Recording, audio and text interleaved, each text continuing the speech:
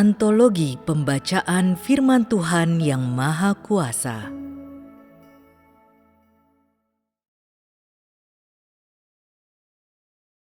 Tuhan itu sendiri, Tuhan yang unik 5, Kekudusan Tuhan 2.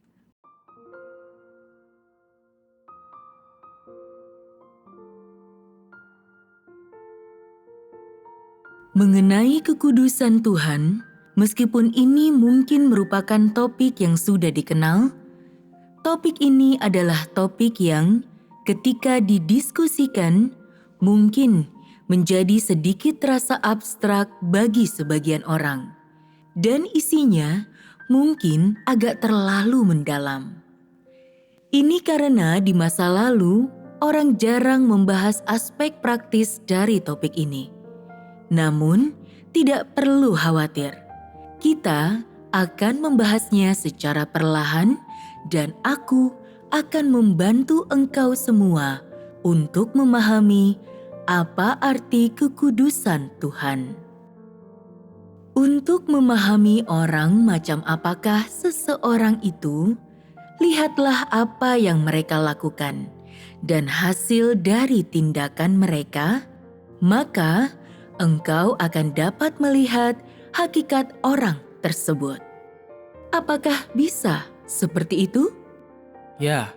Jadi, mari kita pertama-tama mempersekutukan tentang kekudusan Tuhan dari perspektif ini.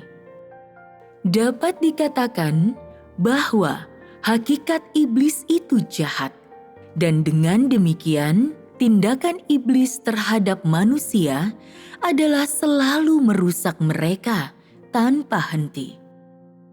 Iblis itu jahat. Jadi, orang-orang yang telah dirusak iblis tentu jahat, bukan? Adakah yang akan berkata, iblis itu jahat, tetapi mungkin orang yang dirusaknya itu kudus? Itu akan menjadi sebuah lelucon, bukan? Mungkinkah hal seperti itu terjadi? Tidak. Jadi, jangan berpikir seperti itu mengenai hal ini. Iblis itu jahat, dan di dalam kejahatannya terdapat sisi yang mendasar dan juga sisi yang praktis. Ini bukan sekadar omong kosong. Kita bukan sedang berusaha memfitnah iblis. Kita hanya mempersekutukan tentang kebenaran dan kenyataan. Mempersekutukan kenyataan mengenai topik ini mungkin melukai beberapa orang atau sekelompok orang tertentu. Tetapi tidak ada niat jahat di sini.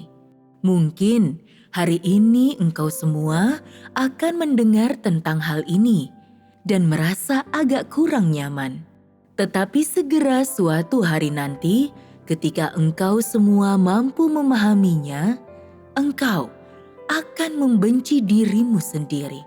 Dan engkau akan merasa bahwa apa yang kubicarakan hari ini sangat berguna bagimu dan sangat berharga. Hakikat iblis itu jahat. Jadi, dapatkah kita katakan bahwa hasil dari perbuatan iblis sudah pasti jahat atau setidaknya berkaitan dengan kejahatannya? Ya, jadi bagaimana iblis merusak manusia? Dari antara kejahatan yang iblis lakukan di dunia dan di antara manusia, aspek spesifik apa yang terlihat dan dapat dirasakan oleh manusia? Pernahkah engkau semua memikirkan hal ini sebelumnya?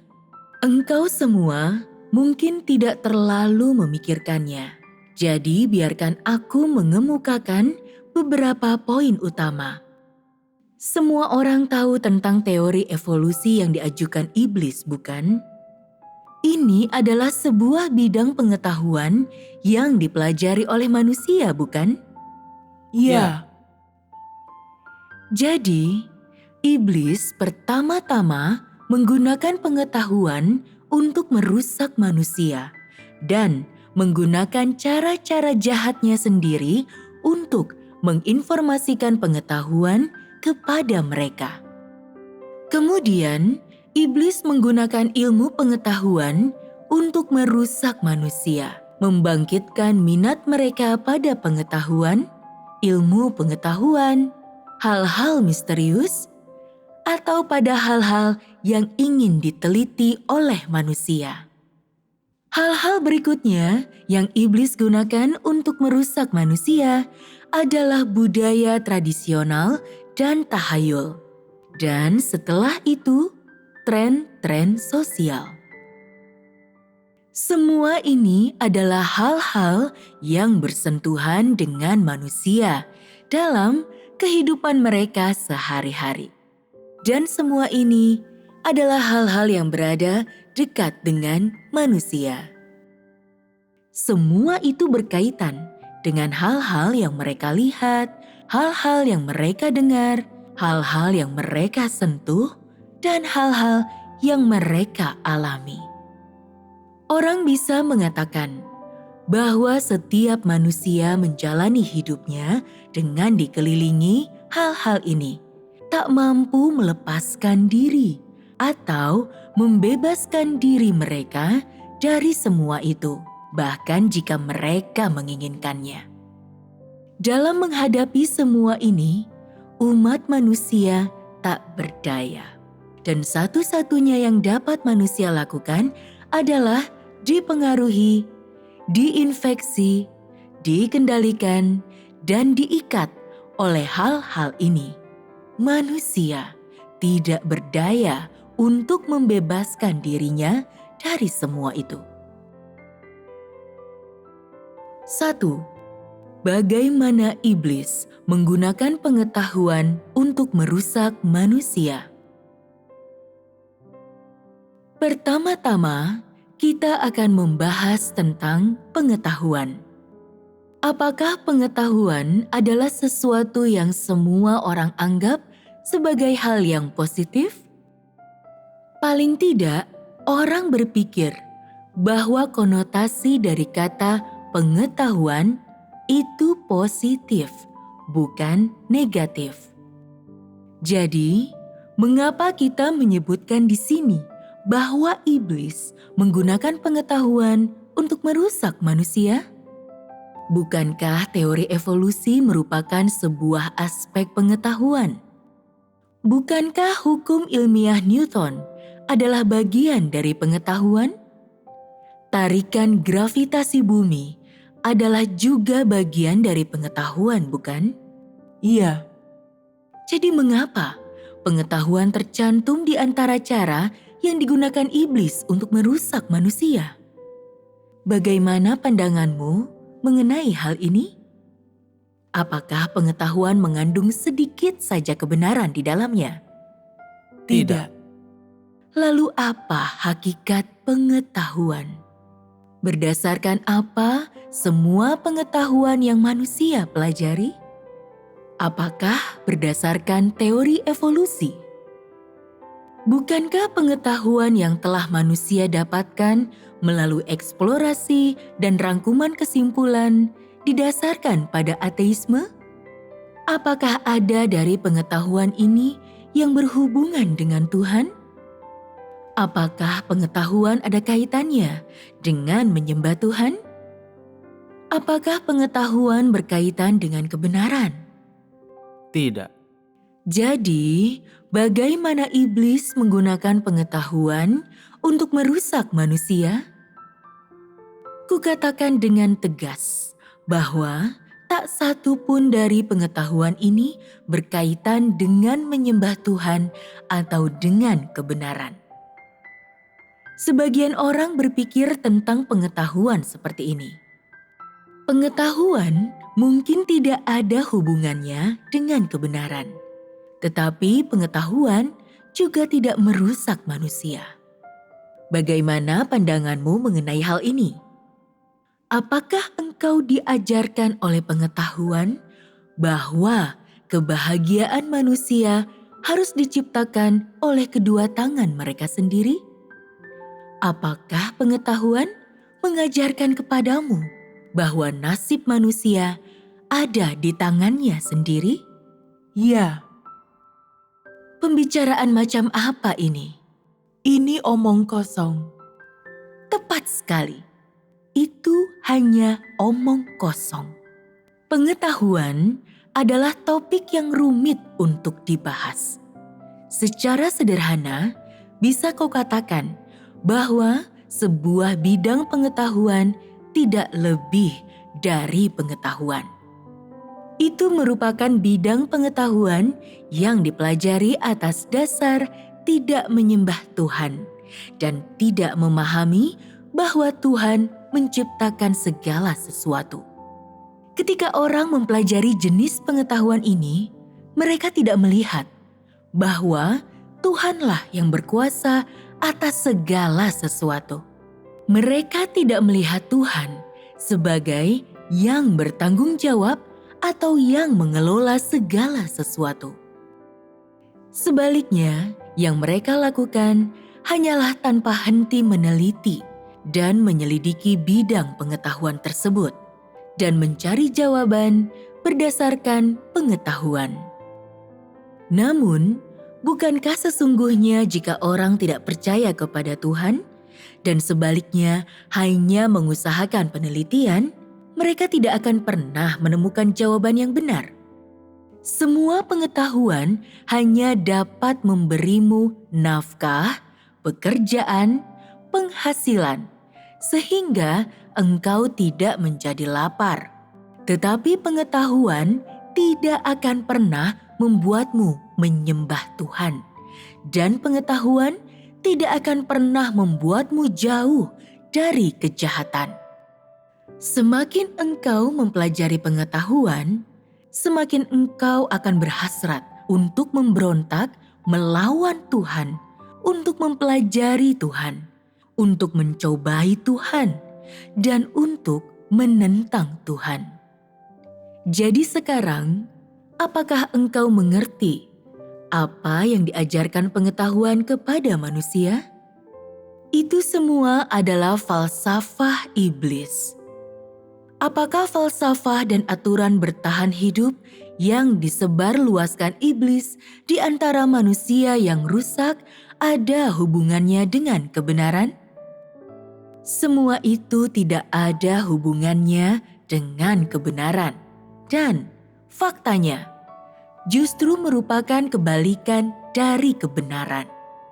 Orang sering berkata, hidup adalah gerak, dan manusia adalah besi, beras adalah baja. Manusia merasa kelaparan jika dia tidak makan. Pepatah macam apa ini? Semua ini kekeliruan dan mendengarnya menimbulkan perasaan muak. Mungkin semua orang memiliki gagasan kasar tentang bagaimana iblis menggunakan pengetahuan untuk merusak manusia. Dalam apa yang disebut pengetahuan manusia, iblis telah menanamkan sedikit falsafah hidupnya dan pemikirannya.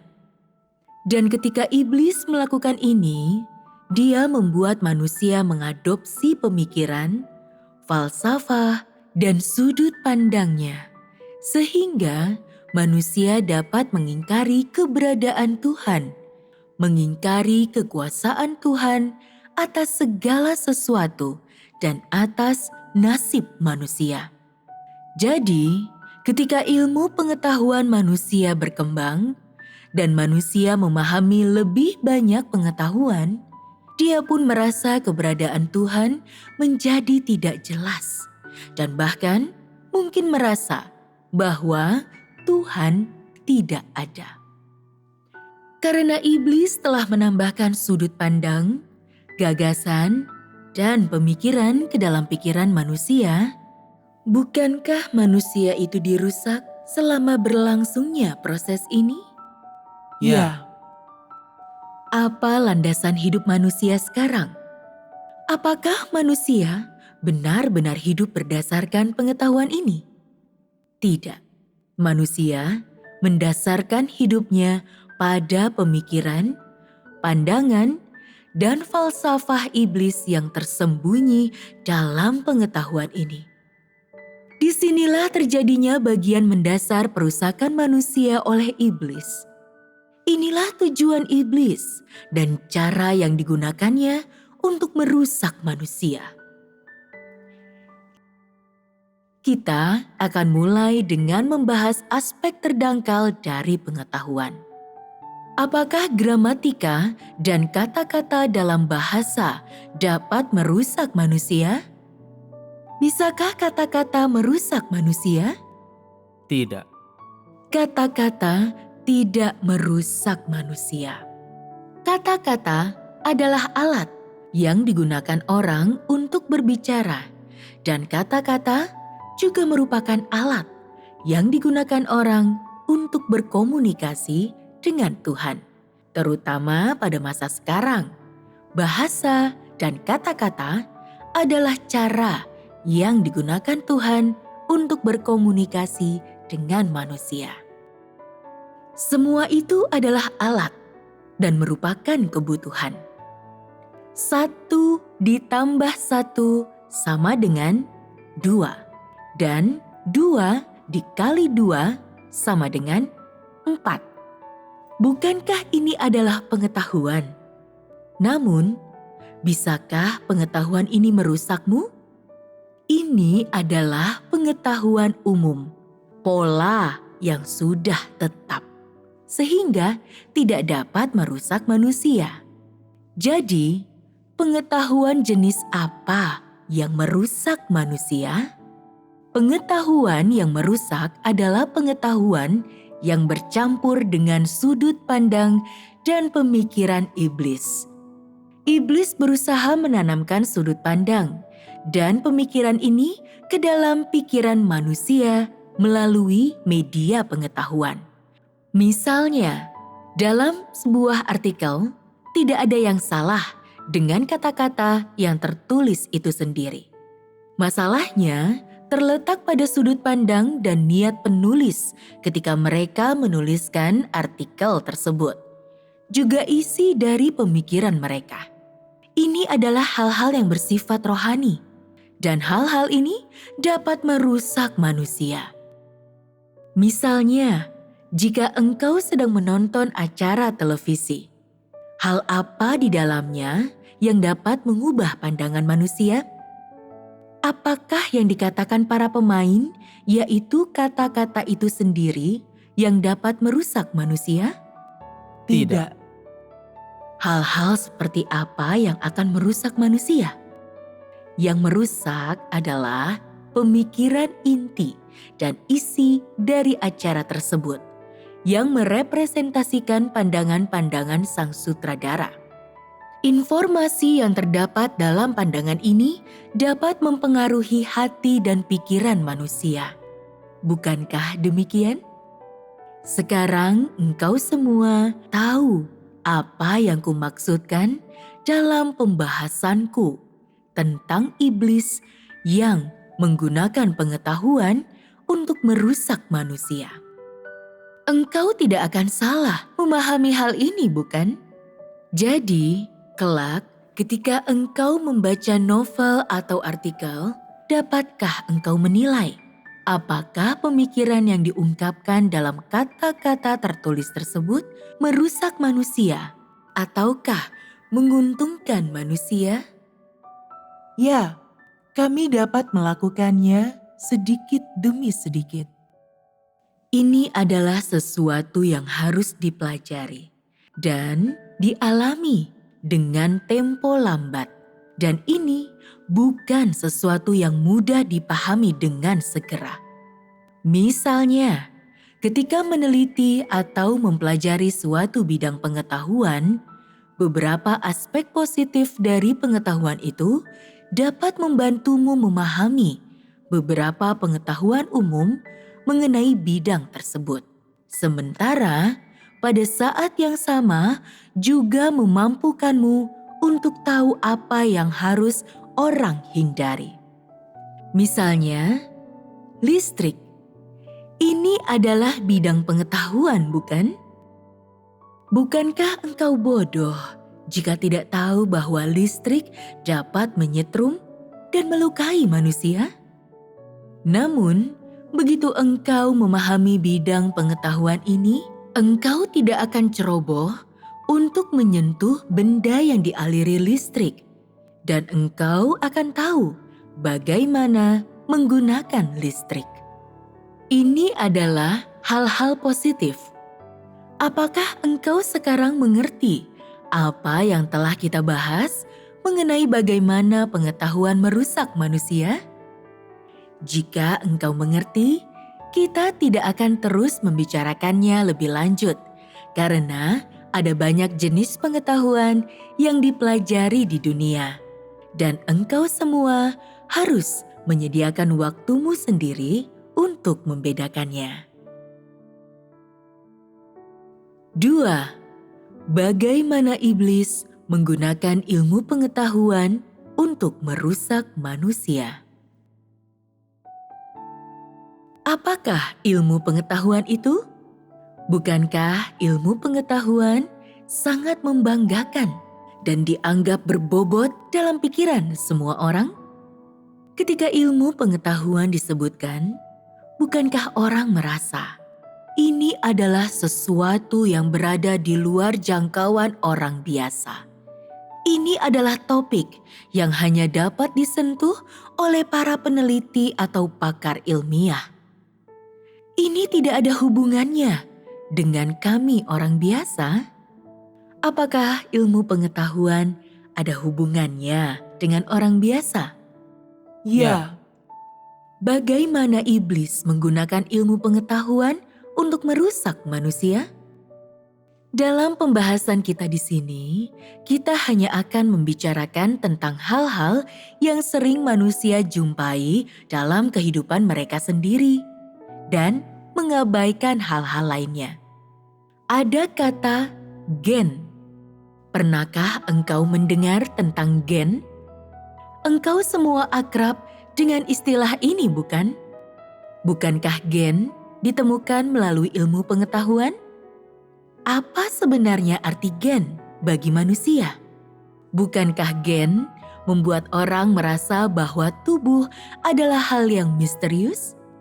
Ketika orang diperkenalkan dengan topik ini, bukankah akan ada beberapa orang, terutama yang penuh rasa ingin tahu, yang ingin mengetahui lebih banyak atau menginginkan lebih banyak perincian? Orang-orang yang ingin tahu ini akan memfokuskan energi mereka pada topik ini. Dan ketika mereka tidak sibuk, mereka akan mencari informasi di buku dan di internet untuk mempelajari lebih banyak tentang hal itu. Apa arti ilmu pengetahuan? Sederhananya, ilmu pengetahuan adalah pemikiran dan teori tentang hal-hal yang ingin diketahui oleh manusia. Hal-hal yang tidak diketahui dan tidak diberitahukan kepada mereka oleh Tuhan. Ilmu pengetahuan adalah pemikiran dan teori tentang misteri yang ingin diselidiki manusia. Apa ruang lingkup ilmu pengetahuan? Engkau dapat mengatakan bahwa ilmu pengetahuan mencakup semua hal. Tetapi bagaimana manusia melakukan pekerjaan ilmu pengetahuan? Apakah melalui penelitian? Ilmu pengetahuan melibatkan penelitian rincian dan hukum tentang hal-hal ini. Dan kemudian mengemukakan teori-teori yang masuk akal yang menyebabkan semua orang berpikir, para ilmuwan ini benar-benar hebat. Mereka tahu begitu banyak yang cukup memahami hal-hal ini. Mereka sangat mengagumi para ilmuwan itu, bukan? Orang yang meneliti ilmu pengetahuan, pandangan seperti apa yang mereka anut? Bukankah mereka ingin meneliti alam semesta untuk meneliti hal-hal misterius di bidang yang mereka minati? Apa hasil akhir dari penelitian ini? Dalam beberapa ilmu pengetahuan, orang menarik kesimpulan mereka berdasarkan dugaan. Dan dalam ilmu pengetahuan yang lain, orang mengandalkan pengalaman manusia untuk menarik kesimpulan. Dalam bidang ilmu pengetahuan lainnya, orang menarik kesimpulan mereka berdasarkan pengalaman atau dari pengamatan sejarah dan latar belakang. Bukankah demikian? Jadi, apa yang ilmu pengetahuan lakukan bagi manusia? Yang dilakukan ilmu pengetahuan hanyalah memungkinkan manusia memahami benda-benda di dunia fisik dan memuaskan rasa ingin tahu manusia. Tetapi ilmu pengetahuan tidak memampukan manusia untuk memahami hukum yang dengannya Tuhan memegang kekuasaan atas segala sesuatu. Manusia sepertinya menemukan jawaban dalam ilmu pengetahuan, tetapi jawaban itu membingungkan dan hanya memberikan kepuasan sementara. Kepuasan yang hanya berfungsi untuk membatasi hati manusia pada dunia fisik. Manusia merasa bahwa mereka telah mendapatkan jawaban dari ilmu pengetahuan. Jadi masalah apapun yang muncul, mereka menggunakan pandangan ilmiah mereka sebagai dasar untuk membuktikan atau menerima masalah tersebut. Hati manusia menjadi dikuasai oleh ilmu pengetahuan dan tergoda olehnya sampai pada titik di mana manusia tidak lagi memiliki pikiran untuk mengenal Tuhan, menyembah Tuhan, dan percaya bahwa segala sesuatu berasal dari Tuhan dan bahwa manusia seharusnya datang kepada Tuhan untuk memperoleh jawaban. Bukankah demikian? Semakin seseorang percaya pada ilmu pengetahuan, mereka menjadi semakin tidak masuk akal. Karena percaya bahwa segala sesuatu memiliki solusi ilmiah, bahwa penelitian dapat menyelesaikan apapun. Mereka tidak mencari Tuhan, dan mereka tidak percaya bahwa Dia ada. Bahkan, sebagian orang yang telah mengikuti Tuhan selama bertahun-tahun akan pergi dan segera meneliti bakteri atau mencari informasi untuk memperoleh jawaban atas suatu masalah. Orang-orang seperti ini tidak melihat masalah dari perspektif kebenaran, dan biasanya mereka ingin mengandalkan pandangan dan pengetahuan ilmiah atau solusi ilmiah untuk memecahkan masalah. Mereka tidak mengandalkan Tuhan dan tidak mencari Tuhan. Apakah orang-orang seperti ini memiliki Tuhan di dalam hati mereka? Tidak. Bahkan ada sebagian orang yang ingin meneliti Tuhan dengan cara yang sama seperti mereka mempelajari ilmu pengetahuan. Misalnya, ada banyak ahli agama yang telah pergi ke gunung tempat bahtera terdampar. Dan dengan melakukannya, mereka membuktikan keberadaan bahtera tersebut. Namun, dalam penampakan bahtera, mereka tidak melihat keberadaan Tuhan.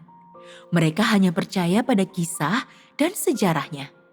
Inilah hasil dari riset dan penelitian ilmiah mereka tentang dunia fisik. Jika engkau meneliti hal-hal material, apakah itu mikrobiologi, astronomi, atau geografi, engkau tidak akan pernah menemukan hasil yang mengatakan bahwa Tuhan ada atau bahwa Dia berdaulat atas segala sesuatu. Jadi, apa yang ilmu pengetahuan lakukan kepada manusia? Bukankah ilmu pengetahuan menjauhkan manusia dari Tuhan? Bukankah ilmu pengetahuan menyebabkan manusia mempelajari Tuhan? Bukankah ilmu pengetahuan membuat manusia lebih meragukan tentang keberadaan Tuhan? Ya. Jadi bagaimana iblis ingin menggunakan ilmu pengetahuan untuk merusak manusia? Bukankah Iblis ingin menggunakan kesimpulan ilmiah untuk menipu dan membungkam manusia, dan menggunakan jawaban yang ambigu agar merasuk ke dalam hati manusia, sehingga mereka tidak akan mencari atau percaya akan keberadaan Tuhan. Ya. Jadi, inilah sebabnya kukatakan bahwa ilmu pengetahuan adalah salah satu cara yang iblis gunakan untuk merusak manusia. 3. Bagaimana iblis menggunakan budaya tradisional untuk merusak manusia? Apakah ada banyak hal yang dianggap sebagai bagian dari budaya tradisional, ataukah tidak ada? Ada. Apa arti budaya tradisional ini? Beberapa orang mengatakan budaya tradisional diwariskan dari leluhur. Ini salah satu aspek. Dari sejak semula, cara hidup, adat istiadat, pepatah, dan aturan telah diturunkan dalam keluarga, kelompok etnis, dan bahkan seluruh ras manusia. Dan semua itu telah menjadi tertanam dalam pikiran manusia. Orang menganggap semua itu tidak dapat dipisahkan dari kehidupan mereka dan menganggapnya sebagai aturan. Mematuhinya seolah-olah semua itu adalah hidup itu sendiri. Memang, mereka tidak pernah ingin mengubah atau meninggalkan hal-hal ini, karena semua itu diwariskan dari leluhur mereka. Ada aspek lain dalam budaya tradisional yang tertanam sangat kuat dalam diri manusia, seperti hal-hal yang diturunkan dari Konfusius atau Mencius, dan hal-hal yang diajarkan kepada masyarakat oleh Taoisme dan Konfusianisme Tiongkok. Bukankah demikian? Ya. Hal-hal apa sajakah yang termasuk budaya tradisional? Apakah budaya tradisional mencakup hari raya yang orang rayakan? Misalnya, festival musim semi, festival lentera, hari menyapu makam, festival perahu naga, serta festival hantu, dan festival pertengahan musim gugur. Sebagian keluarga bahkan mengadakan perayaan ketika manula mencapai usia tertentu, atau ketika anak-anak mencapai usia 1 bulan, dan ketika mereka berusia 100 hari. Semua ini adalah hari raya tradisional. Bukankah budaya tradisionallah yang melatar belakangi hari-hari raya ini? Apa inti dari budaya tradisional? Apakah budaya tradisional ada hubungannya dengan menyembah Tuhan? Apakah budaya tradisional ada hubungannya dengan memberitahu orang untuk melakukan kebenaran?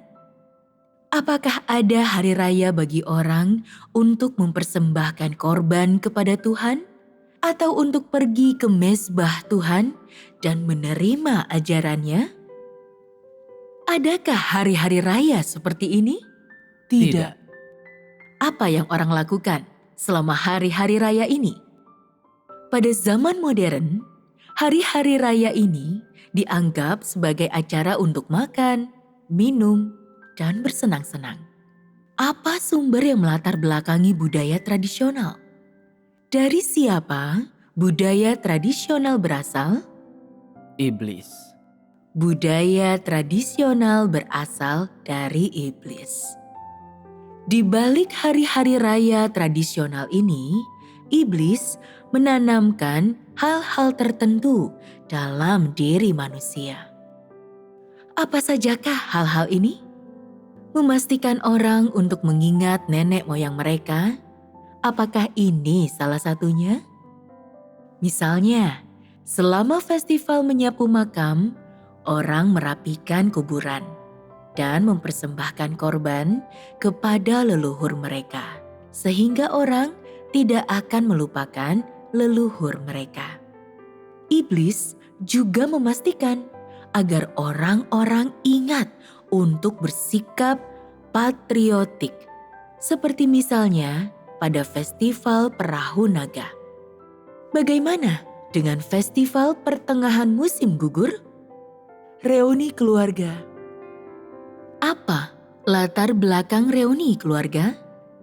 Apa alasan merayakannya? Untuk berkomunikasi dan menjalin hubungan emosional.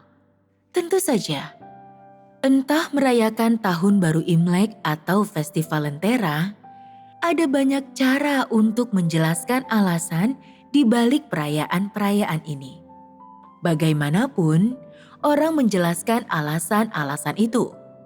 Setiap alasan adalah cara iblis untuk menanamkan falsafah dan pemikirannya dalam diri manusia, sehingga mereka akan menyimpang dari Tuhan dan tidak tahu bahwa Tuhan ada, dan agar mereka mempersembahkan korban kepada nenek moyang mereka atau kepada iblis, atau mereka makan, minum, dan bersenang-senang demi keinginan daging.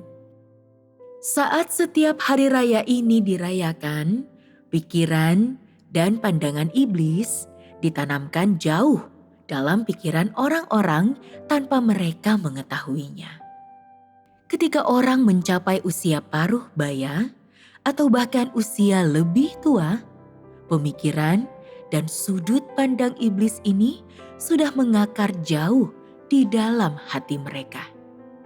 Selain itu, orang berusaha keras mewariskan gagasan ini, entah benar atau salah, kepada generasi selanjutnya tanpa pandang bulu dan tanpa keraguan.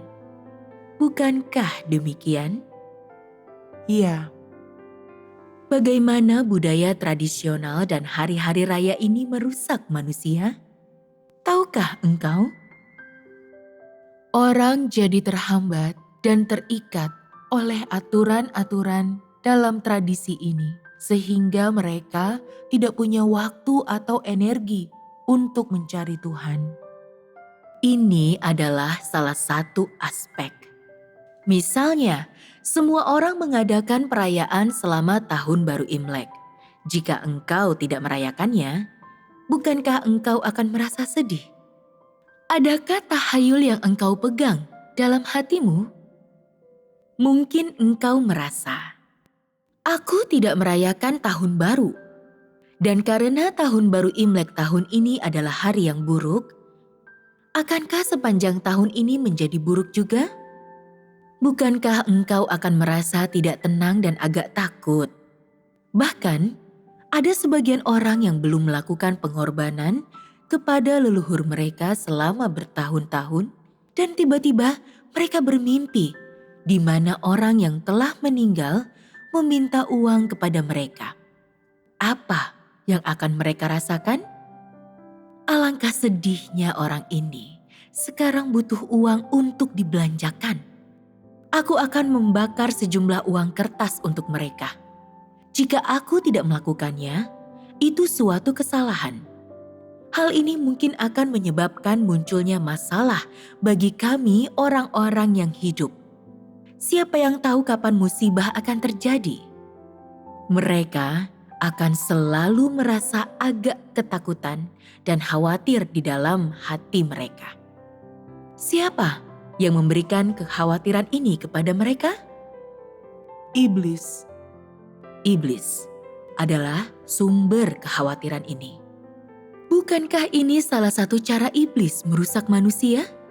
Iblis menggunakan berbagai cara dan alasan untuk mengendalikanmu, mengancammu, dan mengikatmu, sehingga engkau jadi bingung dan menyerah serta tunduk kepadanya. Inilah cara iblis merusak manusia. Seringkali ketika orang lemah atau ketika mereka tidak sepenuhnya menyadari keadaan, mereka mungkin secara tidak sengaja melakukan sesuatu secara sembarangan. Artinya, Mereka tanpa sadar jatuh ke dalam cengkraman iblis. Dan mereka mungkin tanpa disadari melakukan sesuatu tanpa tahu apa yang mereka lakukan. Inilah cara iblis merusak manusia. Bahkan sekarang ada cukup banyak orang yang enggan berpisah dengan budaya tradisional yang sudah berakar sangat dalam. Mereka tidak bisa meninggalkannya begitu saja. Terutama ketika mereka lemah dan pasif. Mereka ingin merayakan jenis-jenis hari raya ini dan ingin berjumpa iblis dan kembali memuaskan hati iblis demi untuk membawa penghiburan dalam hati mereka. Apa latar belakang budaya tradisional? Apakah tangan hitam iblis mengatur di belakang layar?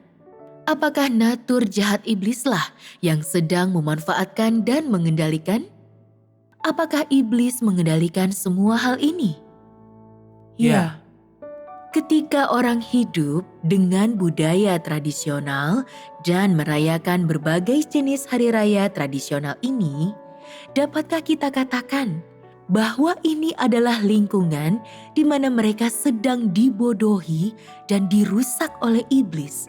Dan selain itu, bahwa mereka merasa senang ditipu dan dirusak oleh iblis? Ya. Ini adalah sesuatu yang engkau semua akui, sesuatu yang engkau ketahui. 4. Bagaimana iblis menggunakan tahayul untuk merusak manusia? Engkau sudah kenal dengan istilah tahayul, bukan? Ada beberapa hubungan antara tahayul dan budaya tradisional. Tetapi kita tidak akan membicarakannya hari ini.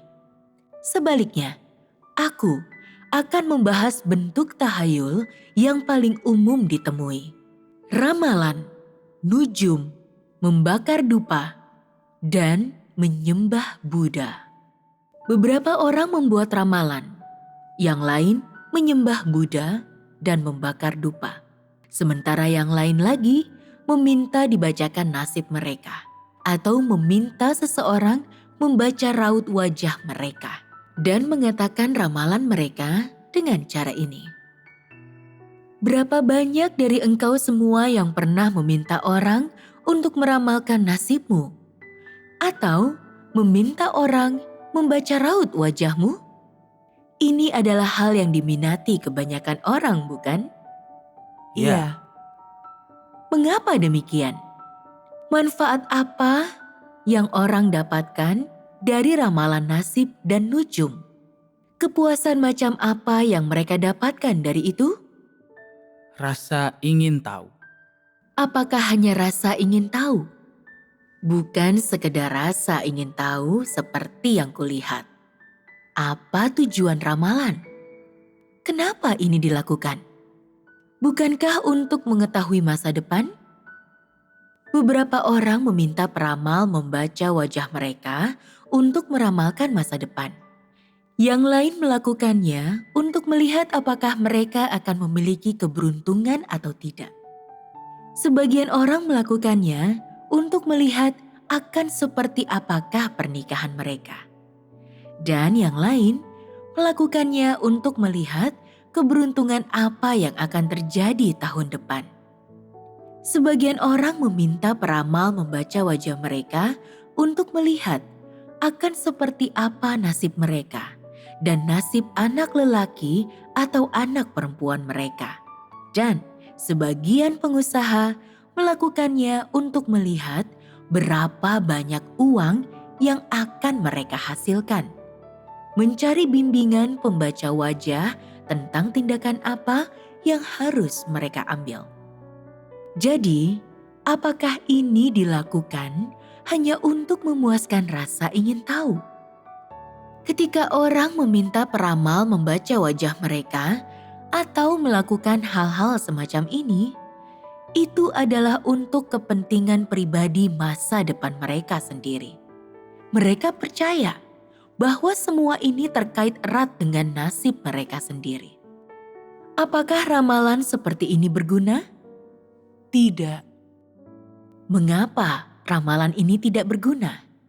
Bukankah merupakan hal yang baik untuk mendapatkan sedikit pengetahuan melalui hal-hal ini? Praktik-praktik ini mungkin membantumu mengetahui kapan masalah terjadi. Dan jika engkau mengetahui tentang masalah-masalah ini sebelum itu terjadi, bukankah engkau dapat menghindarinya? Jika engkau meminta peramal meramal nasibmu, itu mungkin menunjukkan kepadamu bagaimana menemukan jalan keluar dari labirin. Sehingga engkau akan menikmati keberuntungan pada tahun mendatang. Dan engkau bisa kaya dalam menjalankan bisnis. Jadi, apakah itu berguna atau tidak? Apakah itu berguna atau tidak ada hubungannya dengan kita. Dan persekutuan kita hari ini tidak akan mencakup topik ini. Bagaimana iblis menggunakan tahayul untuk merusak manusia?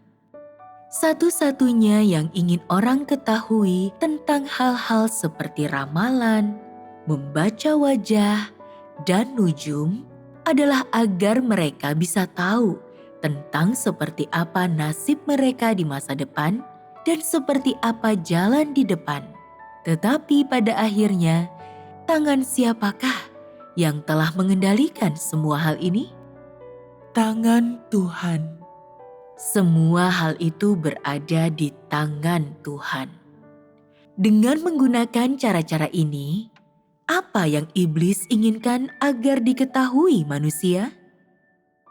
Iblis ingin menggunakan pembacaan wajah dan peramalan nasib untuk memberitahukan kepada manusia bahwa dia mengetahui nasib mereka di masa depan.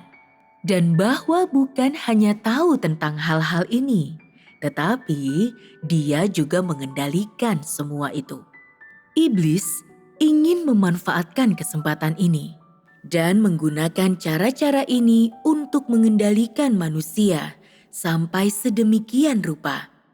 Hingga orang menaruh kepercayaan sepenuhnya kepadanya dan mematuhi setiap perkataannya. Misalnya, jika engkau meminta peramal membaca wajah, jika si peramal menutup matanya dan memberitahukan kepadamu semua yang telah terjadi kepadamu dalam beberapa puluh tahun terakhir dengan kejelasan yang sempurna, bagaimana perasaan di dalam hatimu? Engkau akan tiba-tiba merasa, perkataannya tepat sekali. Aku belum pernah menceritakan masa laluku kepada siapapun sebelumnya. Bagaimana dia mengetahuinya? Aku sangat mengagumi peramal ini.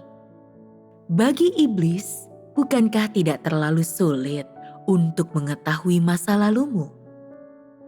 Tuhan telah memimpinmu sampai sekarang. Dan selama itu, iblis telah merusak manusia dan mengikutimu. Waktu puluhan tahun dalam hidupmu tidak berarti bagi iblis dan tidak sulit baginya untuk mengetahui hal-hal ini. Ketika engkau tahu bahwa semua yang iblis katakan tepat, bukankah engkau akan menyerahkan hatimu kepadanya? Bukankah engkau akan bergantung kepadanya untuk mengendalikan masa depan dan nasibmu? Dalam sekejap mata, hatimu akan merasakan penghargaan dan rasa hormat terhadapnya. Dan bagi sebagian orang, jiwa mereka mungkin sudah direnggut olehnya pada titik ini. Dan engkau akan segera bertanya kepada si peramal, apa yang harus kulakukan selanjutnya? Apa yang harus kuhindari di tahun mendatang? Hal-hal apa saja yang tidak boleh aku lakukan? Dan kemudian si peramal akan berkata, engkau tidak boleh pergi ke sana. Engkau tidak boleh melakukan ini. Jangan mengenakan pakaian dengan warna tertentu. Engkau harus lebih jarang pergi ke tempat tertentu. Engkau harus lebih sering melakukan hal tertentu. Bukankah engkau akan langsung menganggap serius semua yang dia katakan? Engkau akan menghafalkan perkataannya lebih cepat daripada menghafalkan firman Tuhan. Mengapa engkau menghafalnya begitu cepat? Karena engkau ingin mengandalkan iblis untuk mendapatkan nasib baik. Bukankah pada saat inilah iblis menguasai hatimu? Ketika ramalannya terjadi, satu demi satu, bukankah engkau ingin langsung kembali kepadanya untuk mengetahui bagaimana nasibmu di tahun berikutnya? Ya, Engkau akan melakukan apapun yang iblis perintahkan kepadamu, dan engkau akan menghindari hal-hal yang dilarangnya. Dengan cara ini, bukankah engkau sedang mematuhi semua yang dikatakannya? Dengan sangat cepat, engkau akan jatuh ke dalam pelukannya, ditipu, dan dikendalikannya. Ini terjadi karena engkau percaya bahwa apa yang iblis katakan adalah kebenaran. Dan karena engkau percaya bahwa dia mengetahui kehidupan masa lalumu, kehidupanmu sekarang, dan apa yang akan terjadi di masa depan. Inilah cara yang iblis gunakan untuk mengendalikan manusia. Tetapi dalam kenyataannya, siapakah yang benar-benar memegang kendali? Tuhan itu sendiri yang memegang kendali, bukan iblis. Iblis sekedar menggunakan tipuan lihainya dalam hal ini untuk menipu orang-orang bodoh. Menipu orang-orang yang hanya melihat dunia fisik, supaya mereka percaya dan mengandalkannya. Kemudian, mereka jatuh ke dalam cengkraman iblis dan menuruti setiap perkataannya. Namun, apakah iblis pernah melonggarkan cengkramannya ketika orang ingin percaya dan mengikuti Tuhan? Iblis tidak akan melakukannya. Dalam situasi ini, apakah orang benar-benar sedang jatuh ke dalam cengkraman iblis?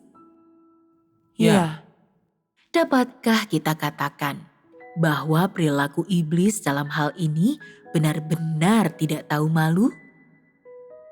ya, Mengapa kita katakan demikian? Karena ini adalah taktik yang curang dan penuh tipu daya. Iblis tidak tahu malu dan menyesatkan manusia sehingga mereka mengira iblislah yang mengendalikan segala sesuatu tentang mereka.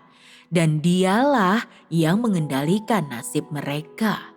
Ini menyebabkan orang-orang bodoh mematuhinya sepenuhnya. Mereka ditipu dengan hanya menggunakan beberapa patah kata.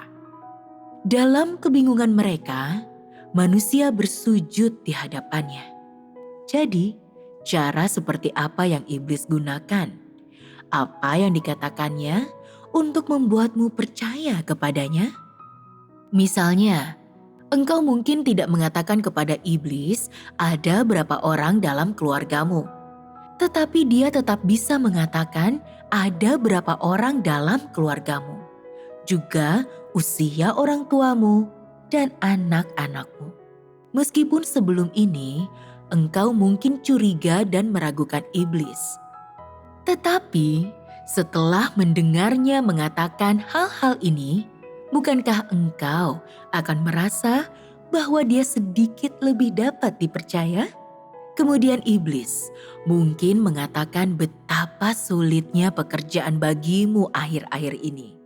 Bahwa atasanmu tidak memberimu penghargaan yang pantas engkau terima dan selalu bertindak melawan dirimu, dan lain sebagainya. Setelah mendengar itu, engkau akan berpikir, perkataannya tepat sekali. Pekerjaanku tidak berjalan lancar. Jadi, engkau akan semakin percaya kepada iblis. Kemudian, dia akan mengatakan sesuatu yang lain untuk menipumu, membuatmu semakin mempercayainya. Sedikit demi sedikit, engkau akan mendapati dirimu tak mampu menentang atau tak mampu untuk tetap mencurigainya. Iblis hanya menggunakan beberapa tipuan sederhana, bahkan tipuan kecil yang sepele. Dan dengan cara ini, dia memikat hatimu. Pada saat engkau menjadi terpesona, engkau akan kehilangan pijakanmu. Engkau tidak tahu apa yang harus kau lakukan. Dan engkau akan mulai mengikuti apa yang iblis katakan. Inilah cara brilian yang iblis gunakan untuk merusak manusia, yang menyebabkan engkau tanpa sadar jatuh ke dalam perangkapnya dan tergoda olehnya. Iblis memberitahukan kepadamu beberapa hal yang oleh manusia dianggap sebagai hal yang baik, dan kemudian memberitahukan kepadamu apa yang harus kau lakukan dan apa yang harus kau hindari. Begitulah engkau tanpa sadar mulai menempuh jalan itu. Setelah engkau menempuh jalan itu, yang akan engkau dapati hanyalah masalah. Engkau akan terus-menerus memikirkan apa yang iblis katakan dan apa yang diperintahkan olehnya. Dan tanpa kau ketahui, engkau telah dikuasai olehnya. Mengapa demikian? Itu karena umat manusia tidak memiliki kebenaran, dan karenanya tidak mampu berdiri teguh dan menentang godaan dan rayuan iblis. Menghadapi kejahatan iblis serta tipu daya, pengkhianatan, dan kedengkiannya, manusia begitu bodoh, tidak dewasa, dan lemah, bukan? Bukankah ini salah satu cara iblis merusak manusia? Ya. Manusia tanpa sadar ditipu dan diperdaya sedikit demi sedikit oleh berbagai cara iblis. Karena mereka tidak punya kemampuan untuk membedakan antara yang positif dan yang negatif. Mereka tidak memiliki tingkat pertumbuhan ini dan kemampuan untuk menang atas iblis.